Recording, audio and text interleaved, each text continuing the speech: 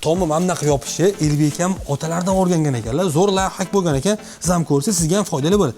Elbek aka, bitta shuni ozgincha bizdan podpischiga tushuntirib bering. Bu mahsulot oddiy bo'z bo'ladi, eng arzon, praktichniy. Buni har xil qalinlikda ham bo'ladi. Men bu yo'lga eng qalinini ishlatganman bo'zni. Bu adam rahmatli adamdan qolib ketgan layfhak men uchun. Eski uyimizda ham buni eksperiment qilib, уже sinovdan o'tib bo'lgan bu narsa. Bu faqat lekin yozda effekt beradi, nimagaki, как filtr, qishda уже lombos ishini bajaradi. Oddiy layfhak juda ham manfaatli bo'lishi mumkin. Ko'rsa, foydali narsaga bitta like bosib qo'ysangiz, menimcha zo'r bo'ladi. Lekin buni ilmiy jihatdan aka siz yaxshiroq bilasiz. Siz chunki sohasiz.